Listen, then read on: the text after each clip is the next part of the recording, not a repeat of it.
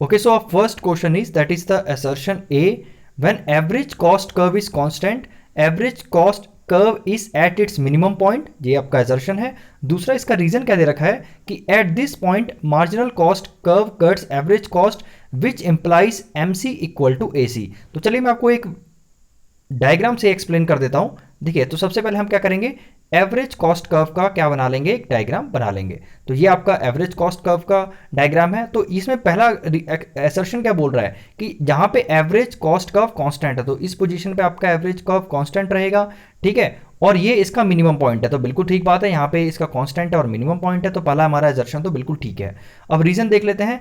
Eight this point क्या होता है, marginal curve cuts the AC curve. देखिए बिल्कुल सही बात है कि ये क्या होता है, जो मार्जिनल कर्व है इसी पॉइंट पे AC कर्व को कट करता है जहां पे AC कर्व मिनिमम होता है। ये तो हमारा बिल्कुल थ्योरेटिकल पार्ट में मैंने आपको अच्छे से इसका एक्सप्लेनेशन दे रखा है कि क्यों आपका बेसिकली एवरेज कॉस्ट कर्व, आपका मार्जिनल कॉस्ट कर्व जो है आपको बिल्कुल नीचे से कट करता है एवरेज कॉस्ट को, ठीक है। और दूसरी बात है, इस पॉइंट पे आपको जो MC कर्व है वो बिल्कुल AC कर्व के इक्वल होता है। तो हमारी जो दूसरी स्टेटमेंट भी बिल्कुल ठीक है। देखिए, पहली स्टेटमेंट और दूसरी स्टेटमेंट तो बिल्कुल ठीक है। अब ये देखना है क्या जो रीजन है वो सही एक्सप्लेनेशन है आपकी एजर्शन की। देखिए इसमें नहीं होगी, क्यों, क्योंकि जो आपकी AC कर्व है, AC कर्व है आपका टोटल, आपका जो आपका AC कर्व है, ये जो बेसिकली आपका जो स्लोप है जो कांस्टेंट आ रही है या मिनिमम पॉइंट पे है, ये आपका डिपेंड करता है टोटल रेवेन्यू पे। तो देखिए जब टोटल रेवेन्यू आपका ऐसे कर्व होगा, ये आपका टोटल रेवेन्यू होगा और ये आपका बेसिकली टोटल कॉस्ट होगा, ठीक है। तो जहां पे बेसिकली ये मिनिमम होगा, जहां पे ये इंक्रीज करेगा कांस्टेंट रेट पे, तो आपको पता है TR कर्व अगर हम ऐसे लेते हैं तो यहाँ पे आपका TR कर्व जो है कांस्टेंट रेट पे इंक्रीज करेगा, वही हमारा क्या होगा, जो यहाँ पे टोटल कॉस्ट है वो बिल्कुल नीचे होगा और इसी पोजीशन पे हमारा क्या होगा, एवरेज कॉस्ट भी क्या होगा, मिनिमम होगा, ठीक है। तो अब आपको समझ में आ गया होगा कि क्यों बेसिकली रीजन क्या है कि why the average cost is why average cost curve is constant and its minimum position that is totally depend on the TR curve. Okay, और जहां पे TR हमारा इंक्रीजिंग रेट पे इंक्रीज तो करेगा कांस्टेंट रेट पे बेसिकली, तो ये हमारी पोजीशन है, इंक्रीज कर रहा है लेकिन कांस्टेंट रेट पे, वहां बेसिकली हमारा क्या होगा, एवरेज कॉस्ट क्या होगा, मिनिमम होगा। चलिए सेकंड क्वेश्चन है, that is a average cost curve will rise only when marginal cost राइसेस, ठीक है। और दूसरी बात है, देखिए वैसे ही क्वेश्चन है कुछ ना कुछ, तो आपको पहले बना के दिखा देता हूं। ये हमारा AC कर्व है और ये हमारा क्या है, MC कर्व है। तो ये क्या क्या कह रहा है, क्या कह रहा है कि एजर्शन क्या कह रहा है कि average cost will rise only when marginal cost राइसेस। क्या कह रहा है कि एवरेज कॉस्ट तभी राइज करेगा कि जब हमारा मार्जिनल कॉस्ट राइज करेगा। देखिए ऐसी बात नहीं है, क्योंकि जब मार्जिनल कॉस्ट फॉल भी कर रहा था, सॉरी, जब एवरेज कॉस्ट फॉल भी कर रहा था तब भी हमारा क्या कर रहा था, मार्जिनल कॉस्ट राइज कर ही रहा था। तो जरूरी नहीं है कि मार्जिनल कॉस्ट के राइज करने से ही आपकी जो है एवरेज कॉस्ट जो है आपका राइज करेगा। हाँ, ये आपको ध्यान रखना है कि जहां पे आपका बेसिकली एवरेज कॉस्ट राइज करेगा वहां मार्जिनल कॉस्ट ज़्यादा होगा, ये बात तो ठीक है। दूसरी बात क्या है कि rise in the AC takes place when MC is greater than AC।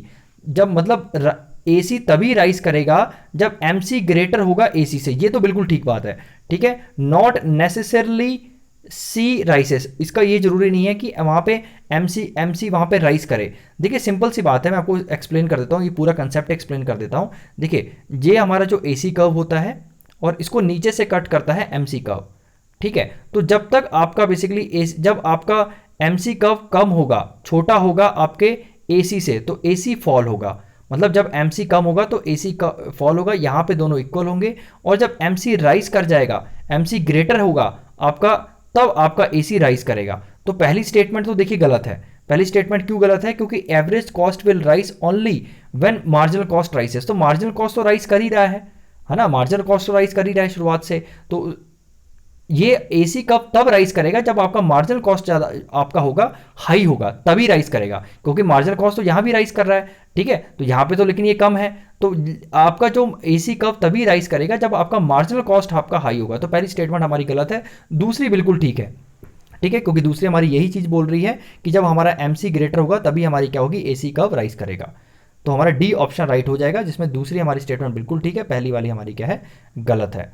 Okay, third question देख लेते हैं, that is assertion A, the difference between the AC and the ABC is due to AFC। देखिए मैं आपको फिर से बनाता हूं, ये हमारा AC कर्व है, ठीक है, और ये हमारा बेसिकली AVC कर्व है। तो बेसिकली AVC तो और AFC हमारा क्या होता है, ऐसा होता है, नीचे को होता है, ठीक है। तो इन दोनों में जो डिफरेंस होती है बेसिकली वो डिफरेंस हमारी एएफसी की होती है। तो ये बिल्कुल ठीक है। The difference between AC and AVC is due to AFC. बिल्कुल बिल्कुल ठीक बात है, आपको पता ही है, क्योंकि एसी का फॉर्मूला क्या होता है, AC equal to AVC plus AFC.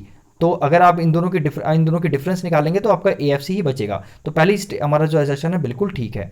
अच्छा, दूसरा रीजन क्या बता रहा है, एज द आउटपुट इंक्रीजेज, जैसा हमारा आउटपुट, ये हमारा नीचे आउटपुट है, जैसे जैसे हमारा आउटपुट इंक्रीज करेगा, ठीक है, एएफसी डिक्रीज करेगा। बिल्कुल ठीक बात है, जैसे जैसे हमारा क्या आउटपुट इंक्रीज करता है हमारा एएफसी डिक्रीज होता जाता है। Okay, so the difference between AC and AVC decrease है। बिल्कुल ठीक बात है, जैसे जैसे आपका बेसिकली आउटपुट बढ़ेगा और आपकी क्या है एएफसी डिक्रीज होती जाएगी, और हमारा जो इनकी जो गैप है आपका एसी और एवीसी, ये क्या हो जाएगा, कम होता जाएगा। लेकिन एक बात ध्यान रखिए, कभी टच नहीं करेंगे आपस में, इनका गैप बहुत ही क्लोज आ सकते हैं, ठीक है, लेकिन आपस में कभी भी एसी और एवीसी आपस में टच नहीं करेंगे। और ऐसे ही जो एएफसी होगा वो भी कभी भी एक्स एक्सिस को टच नहीं करेगा, बहुत क्लोज आ सकता है लेकिन कभी भी टच नहीं करेगा। ठीक है, तो बिल्कुल ठीक है, तो इसका एक्सप्लेनेशन भी बिल्कुल ठीक है, तो आपका राइट आंसर हो जाएगा, ए हो जाएगा इसमें। ओके, फोर्थ क्वेश्चन देख लेते हैं। फोर्थ क्वेश्चन क्या है कि when the 5 units of goods are sold at 20, ठीक है, टोटल रेवेन्यू 100 होगा। बिल्कुल ठीक है, क्योंकि 20 क्या है इसका आपका जो कॉस्ट है और इसकी जो क्वांटिटी है वो 5 है, तो आपका टोटल रेवेन्यू क्या आ जाएगा, आपका टोटल रेवेन्यू 100 आ जाएगा। तो total revenue earn by the firm from the total amount of the product sold by. तो बेसिकली बिल्कुल ठीक है, इसका डायग्राम की जो इसका जो फॉर्मूला है वही इसको इन्होंने क्या दे रखा है, आपका क्या दे रखा है, बेसिकली इसे थ्योरी पार्ट में दे रखा है। तो ये इसका रीजन बिल्कुल ठीक हो जाएगा, क्योंकि ये टोटल प्रोडक्ट होता है आपका, प्रोडक्ट जहां भी आ गया और टोटल प्रोडक्ट आ गया, टोटल अमाउंट ऑफ प्रोडक्ट आ गया, तो बिल्कुल ठीक बात है। टीआर होता क्या है आपका, बेसिकली आपका प्राइस इनटू क्वांटिटी ही होता है, वही आपका बेसिकली आपका दे रखा है, तो राइट आंसर आपका ए हो जाएगा इसमें। ओके, फिफ्थ क्वेश्चन देखते हैं क्या है।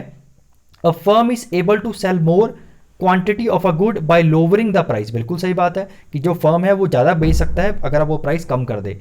रीजन क्या है, the firm marginal margin MR S he goes on selling would be less than the average. ये भी ठीक है। देखिए मैं आपको बता देता हूं कि देखिए आपको ये इम्परफेक्ट कंपटीशन का एग्जांपल है कि जो आपका फर्म है वो ज़्यादा बेचता है कब, जब प्राइस लोअर करता है। तो उसमें आपका जो ए आर कर्व है वो ऐसा होता है और एम आर कर्व आपका ऐसा होता है, ठीक है, एम आर कर्व आपका ऐसा होता है बेसिकली। तो यहाँ पे देखिए एम आर कर्व क्या है, कम है आपका ए आर कर्व से, तो वही चीज़ बोली गई है, as the marginal revenue M R curve as he goes on selling, जैसे जैसे वो बेचता रहता है, मतलब ये बेच रहा है, जैसे जैसे बेच रहा है हमारा एम आर कर्व क्या है, कम होता जाता है, that is definitely would be less than the average revenue. तो आपका ऑप्शन बी भी आपका ठीक है, लेकिन क्या ये ऑप्शन बी आपका करेक्ट है इसके अकॉर्डिंग, मतलब इसका देखिए ये इसकी सही एक्सप्लेनेशन नहीं है। एक्चुअली ये ऊपर होना चाहिए था, ये नीचे होना चाहिए था, ठीक है, क्योंकि जो आपकी ये आपका एजर्शन होना चाहिए था ये, क्योंकि आपका एवरेज कर्व हर समय हाइयर होगा मार्जिनल कर्व से। क्यों, क्योंकि आपका कोई भी फर्म जब है प्राइस लोअर करेगा, लोअर करके अपनी जो आउटपुट है वो बेचता रहेगा, ठीक है, तो आपका ये उल्टा है बेसिकली, तो राइट ऑप्शन आपका बी हो जाएगा। ओके, एक्सप्लेनेशन हम देख लेते हैं, एक्सप्लेनेशन यही होगा, ठीक है। हाँ, तो एक्सप्लेनेशन है कि when the firm can sell more by lowering the price it is possible that the marginal revenue becomes negative after the level of output. तो वही मैंने बोला गया था कि ये ऊपर होता तो बिल्कुल ठीक होता, ठीक है, कि आपको ऑलरेडी बता दिया कि जो ए आर कर्व है वो ऐसे होता है और एम आर ऐसा होता है, एम आर आपका नेगेटिव भी हो सकता है। तो बेसिकली ये कब होता है, ये तब होता है जब आपका प्राइस लोअर करके क्या है कोई भी फर्म प्रोडक्ट बेचता है, ठीक है, तो ऑप्शन बी आपका राइट हो जाएगा। ऑप्शन 6 है आपका, that is assertion A, when M R is positive, ठीक है, जब एम आर पॉजिटिव है तब T R tends to increase. बिल्कुल ठीक बात है, जब तक एम आर आपका टी आर जब तक राइज करता है तब तक एम आर क्या होता है, बेसिकली आपका पॉजिटिव होता है, तब तक टी आर राइज करता है, एम आर हमारा पॉजिटिव होता है। Okay, as under the monopoly, अब ध्यान रखना मोनोपॉली है, more of the commodity can be sold by lowering down the price of a commodity, A R curves downward sloping from left to right. देखिए ये statement अपने आप में ठीक है, क्या कह रहा है कि मोनोपॉली में क्या होता है कि ज़्यादा कॉमोडिटी बेची जाती है प्राइस लोअर करके, ठीक है, बिल्कुल ठीक बात है। और जो एवरेज कर्व है वो डाउनवर्ड स्लोपिंग होता है, ये भी ठीक है, okay, from sloping from left to right. लेकिन अगेन क्या ये इसकी एक्सप्लेनेशन सही है, देखिए नहीं, क्यों एक्सप्लेनेशन सही नहीं है, एक्सप्लेनेशन देख लेते हैं कि when MR is positive TR tends to increase and there is increase in the TR either in the increasing rate और decreasing rate and MR is just the change in TR with 1 extra unit of output sold. तो देखिए simple सी बात है कि जो MR positive है ये TR tends to increase, तो दोनों ही स्टेटमेंट कहीं ना कहीं राइट हैं, लेकिन ये इसकी एक्सप्लेनेशन नहीं है क्योंकि दोनों स्टेटमेंट अपने आप में एक थ्योरी, अपने आप में एक कंसेप्ट एक्सप्लेन कर रहे हैं। ठीक है, तो राइट ऑप्शन आपका बी हो जाएगा। Okay, then question 7 that is assertion A MC curve should cut MR curve from below. बिल्कुल ठीक बात है, जो आपका एमआर कर्व है वो एमसी कर्व को नीचे से काटना चाहिए, नीचे से ही काटता है। इस पॉइंट पे हमारा इक्विलिब्रियम होगा। ठीक है, द आफ्टर इक्विलिब्रियम पॉइंट मतलब इस इक्विलिब्रियम पॉइंट के बाद में कि जो एमसी कर्व है शुड बी ग्रेटर देन, तो एमसी कर्व हमारा ग्रेटर ही होता है एमसी एमआर कर्व के, तो यहाँ पर एमसी हमारा राइस होता है, ये भी ठीक है। तो क्या ये इसका एक्सप्लेनेशन है? बिल्कुल नहीं है। देखिए यहाँ पे दोनों एक स्टेटमेंट दे रखी है, दोनों बेसिकली प्रोड्यूसर इक्विलिब्रियम की स्टेटमेंट दे रखी है कि इसके बाद में तो डेफिनेटली क्या होगा, राइस ही होगा। ओके, तो ये हमारा इक्विलिब्रियम पॉइंट है। ओके, यहाँ पे हमारा क्या होता है, नीचे से हमारा क्या करता है, एमसी कर्व कट करता है, तो एमसी कर्व कट बिलो, तो बेसिकली ये हमारे इक्विलिब्रियम की कंडीशन बता रखी है, तो ये ऑप्शन बी होगा। यहाँ पे ये इसका कोई भी रीजन नहीं है। ओके, असर्शन ए है कि profit is maximized when MR is equal to MC. जब आपका एमआर आपके एमसी के बराबर, ये आपका एमसी है और ये नीचे एमआर है, तो यहाँ पे हमारा क्या होगा, प्रॉफिट मैक्सिमाइज्ड होगा। ओके, ठीक है। Along the with the MR equal to MC equal to MR another necessary condition is MC curve should be rising. तो बिल्कुल ये देखिए दोनों ही कंडीशन अगेन क्या है, मैंने ऑलरेडी बता दिया, बेसिकली ये प्रोड्यूसर इक्विलिब्रियम की कंडीशंस है, ये कोई इसका कोई रीजन नहीं है। ठीक है, दोनों एक बेसिकली एक कंडीशन होती है that is called the producer equilibrium, वो चीज़ को बेसिकली एक्सप्लेन कर रहे हैं या शो कर रहे हैं, तो ये राइट आप आंसर हो जाएगा, उसका बी हो जाएगा। ठीक है, क्वेश्चन 9 है that is the A after the short equilibrium level of output marginal cost of a firm is above its marginal revenue। Okay, तो एक short run after a short equilibrium level, तो ये आपका इक्विलिब्रियम लेवल है। ठीक है, जहाँ पे मार्जिनल कॉस्ट है ये आपका मार्जिनल लेवल है, तो आफ्टर द इक्विलिब्रियम मतलब ये कंडीशन हो गई ऊपर वाली, जहाँ पे एमसी कर्व क्या है, अबव है एमआर कर्व के, तो बिल्कुल स्टेटमेंट ठीक है। At the equilibrium level of output the marginal cost is equal to the marginal revenue. अब देखिए ये बिल्कुल ठीक है, ये ऑप्शन ए होगा। क्यों? ध्यान से सुनना आप, ये क्वेश्चन ये कह रहा है कि पहली स्टेटमेंट ये बोल रही है कि शॉर्ट लेवल इक्विलिब्रियम में जो मार्जिनल रेवेन्यू है वो हमारा मार्जिनल कॉस्ट क्या है, ऊपर होती है मार्जिनल रेवेन्यू से। और दूसरी स्टेटमेंट ये रखी है कि इक्विलिब्रियम पॉइंट के बाद इक्विलिब्रियम पॉइंट होता है वहां पे हमारी क्या होती है, एमसी हमारा एमआर के बराबर होती है। तो स्टेटमेंट तो दोनों ठीक है, और दूसरी बात है ये बिल्कुल राइट एक्सप्लेनेशन। क्यों? क्योंकि जब पहले इक्वल होगी, जहां पे इक्वल होगी और उसके बाद ये राइज करने लग जाता है, तो पहले इक्वल होगी तभी तो राइज करेगा, है ना। पहले एमआर क्या होगा, इक्वल होगा एमसी के, उसके बाद हमारा क्या होगा, एमसी क्या होगा, राइज करेगा एमआर के। बिल्कुल ठीक बात है। तो ये हमारी बेसिकली ये स्टेज हमारी 1 है, ये हमारी स्टेज देखा जाए तो 2 है, इसके बाद ही स्टेज 1 के बाद ही स्टेज आपकी 2 आएगी। इसलिए ये रीज़न बिल्कुल ठीक है आपकी, ये बिल्कुल एक्सप्लेनेशन सही है, क्योंकि पहले ये आएगा उसके बाद ही ये आएगा। ठीक है, लेकिन ऊपर वाले क्वेश्चन में उल्टा दे रखा था, इसलिए हमारा बी जा रहा था ऑप्शन। क्वेश्चन 10 देखते हैं। अंडर द परफेक्ट कॉम्पिटिशन, ध्यान रखिएगा, under perfect firm is a price taker, बिल्कुल ठीक बात है।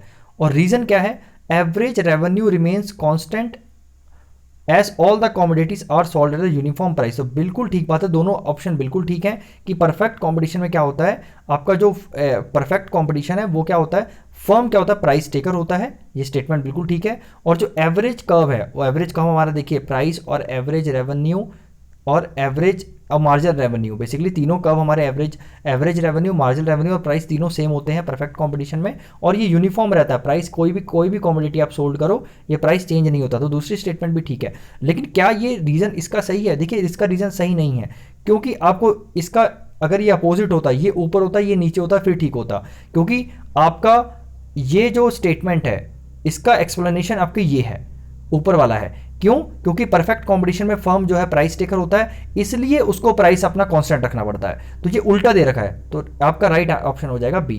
ठीक है, तो आई होप आपको क्लियर हो गया होगा। कंसेप्ट थोड़े से ट्रिकी हैं, तो आपको कंसेप्ट क्लियर होंगे तो आपको थोड़ा सोचने के बाद आप इसके ऑप्शंस राइट कर सकते हैं।